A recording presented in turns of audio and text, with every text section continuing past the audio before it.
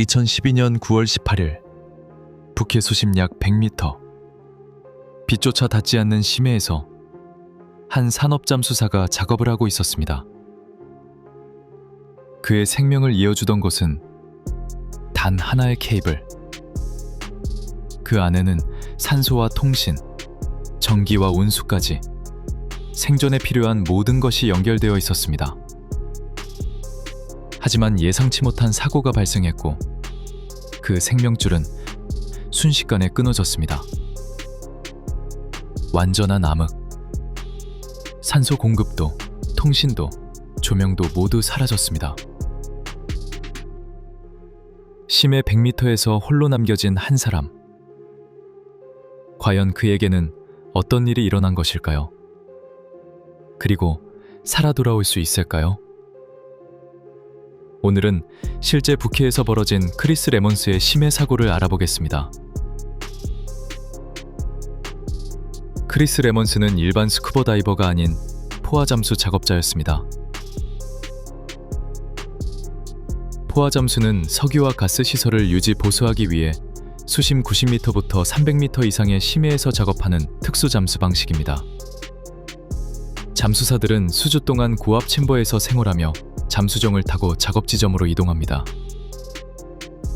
이들에게 가장 중요한 것은 엄빌리컬이라 불리는 생명줄입니다.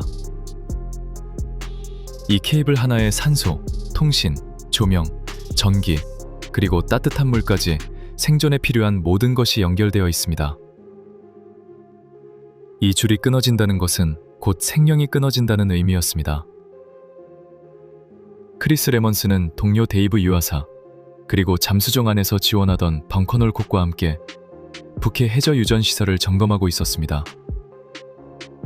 수면 위에서는 작업선이 GPS와 컴퓨터를 이용한 동적 위치 유지 시스템으로 정확한 위치를 유지하고 있었습니다. 하지만 갑자기 컴퓨터 시스템이 오류를 일으켰습니다. 마침 거센 폭풍까지 겹치면서 작업선은 순식간에 위치를 잃고 표류하기 시작했습니다. 잠수정도 함께 끌려가기 시작했고 3명의 잠수사는 예상치 못한 속도로 해저를 가로질러 끌려갔습니다. 크리스는 필사적으로 잠수정을 향해 이동했지만 엄빌리컬 케이블이 해저 구조물에 걸려버렸습니다. 그리고 강하게 당겨진 케이블은 순간적으로 끊어졌습니다. 그 순간 조명이 꺼졌습니다. 통신이 끊겼습니다. 산소 공급도 사라졌습니다. 심해 100m, 완전한 암흑 속에서 그는 혼자 남겨졌습니다. 등에 메고 있던 비상산소통은 약 5분에서 8분 정도만 사용할 수 있는 양이었습니다. 그 시간 안에 구조되지 못하면 살아남을 가능성은 거의 없었습니다.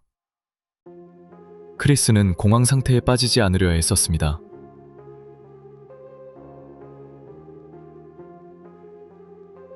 남아있는 산소를 조금이라도 더 오래 버티기 위해 호흡을 의도적으로 천천히 조절했습니다.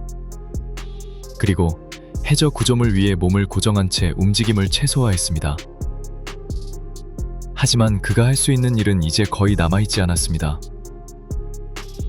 깊이 100m가 넘는 차가운 북해, 완전한 암흑 속에서 시간반이 그의 생명을 조금씩 앗아가고 있었습니다.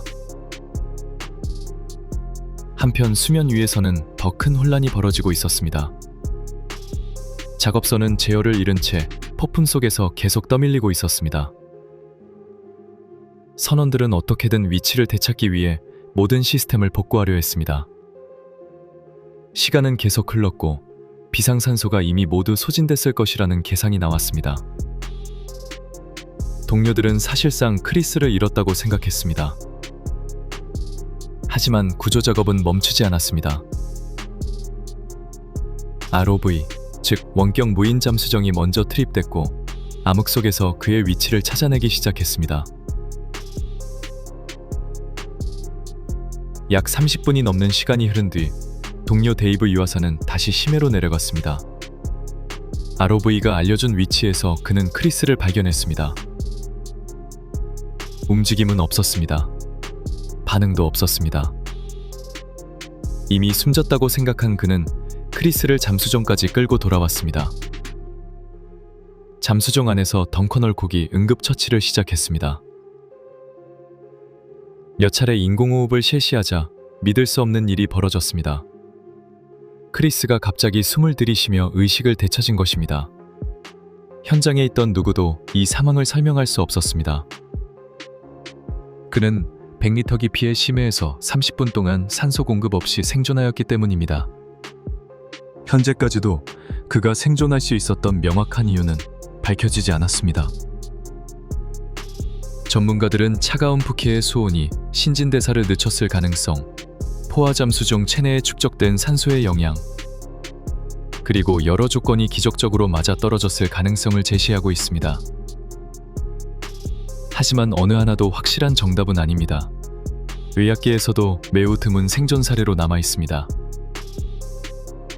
더 놀라운 사실은 크리스는 뇌 손상 없이 회복했고 몇 주 뒤 다시 잠수 작업에 복귀했습니다. 이 사고 이후 업계는 비상산소 시스템과 잠수 안전 절차를 강화하는 계기가 되었습니다. 그의 이야기는 2025년 개봉한 영화 라스트 브레스로도 제작되며 전 세계에 알려졌습니다. 심해 100m, 산소도 빛도 희망도 없었던 공간.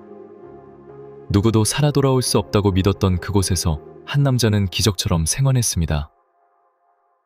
하지만 그 기적은 결코 운만으로 이루어진 것은 아니었습니다.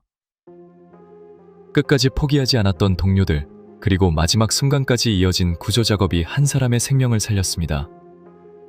여러분이라면 산소가 모두 끊긴 어둠 속에서 몇 분이나 침착함을 유지할 수 있을까요?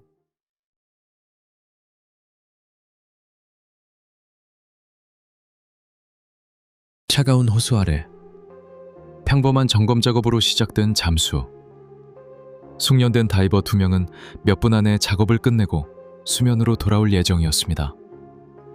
하지만 누군가의 단 한 번의 실수, 멈춰 있어야 할 거대한 수력 발전 터빈은 갑자기 회전을 시작했습니다. 그리고 두 사람은 그대로 거대한 철제 프로펠러 속으로 빨려 들어갔습니다. 두 번째 소개할 사건은 2010년 벨기에 플레이트 타일댐 터빈 잠수 사고입니다. 벨기에 남부 플레이트 타일댐은 거대한 인공호수를 이용해 전기를 생산하는 수력발전 시설입니다.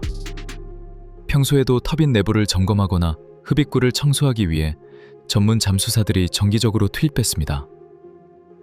당시 작업은 비교적 단순했습니다. 터빈은 정지되어 있었고 안전 절차에 따라 전원도 차단된 상태라고 전달받았습니다. 작업자는 숙련된 산업잠수사 2명. 이들은 특별한 긴장감 없이 천천히 물속으로 내려갔습니다. 몇 분 뒤 돌이킬 수 없는 일이 벌어질 것이라고는 아무도 상상하지 못했습니다. 수면 위에서는 작업 허가가 승인됐고 잠수팀도 모든 준비를 마쳤다고 판단했습니다. 하지만 한 가지 치명적인 문제가 있었습니다. 터빈을 완전히 차단하는 락아웃 태그아웃 절차가 제대로 이루어지지 않았던 것입니다. 누군가는 터빈 안에 사람이 있다는 사실조차 모르고 있었습니다. 그리고 제어실에서 터빈을 가동하라는 명령이 내려졌습니다. 처음에는 물이 조금 발라진 것 같았습니다. 평소보다 강한 흐름이 느껴졌습니다. 손전등 불빛이 조금씩 흔들리기 시작했습니다.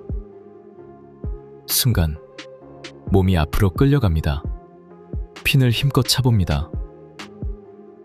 하지만 앞으로 가는 힘보다 뒤에서 끌어당기는 힘이 훨씬 강했습니다. 그제야 깨닫습니다. 터빈이 움직이고 있다. 온몸으로 버텨보지만 거대한 물살은 사람의 힘으로는 절대 이길 수 없었습니다. 순식간에 시야가 사라집니다. 앞이 보이지 않습니다. 어디가 위인지 어디가 아래인지도 알 수 없습니다. 눈앞에는 거대한 금속 구조물이 빠르게 다가옵니다. 마지막으로 안전줄을 붙잡아 보지만 줄은 팽팽하게 당겨질 뿐 몸은 계속 앞으로 끌려갑니다. 순간 엄청난 충격, 그리고 모든 것이 끝났습니다. 수면 위에서는 곧바로 비상 상황이 선포됐습니다. 하지만 이미 터빈 내부로 빨려 들어간 다이버를 즉시 구조하는 것은 사실상 불가능했습니다. 먼저 터빈을 완전히 정지시켜야 했고 수압을 안정시킨 뒤에야 수색이 가능했습니다. 몇 시간 뒤 구조대는 터빈 내부에서 두 다이버를 발견했습니다. 안타깝게도 두 사람 모두 현장에서 숨진 상태였습니다. 조사 결과 사고의 원인은 장비 결함이 아니었습니다. 가장 큰 문제는 안전 절차였습니다. 작업 중인 설비에는 절대로 전원이 공급되지 않도록 기계를 물리적으로 잠그는 락아웃/태그아웃 절차가 제대로 시행되지 않았던 것입니다. 또한 작업자와 제어실 사이의 의사소통 역시 완벽하지 않았습니다. 단 하나의 실수, 단 한 번의 확인 부족, 그것이 두 명의 숙련된 잠수사의 목숨을 앗아갔습니다.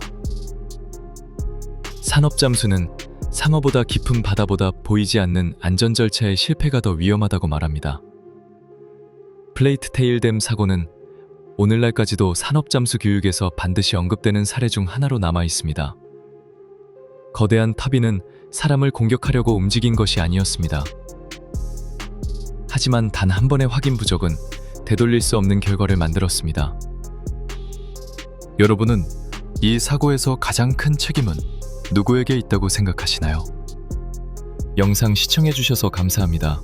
다음 영상에서는 세계에서 실제로 일어난 또 다른 충격적인 사건을 소개해드리겠습니다.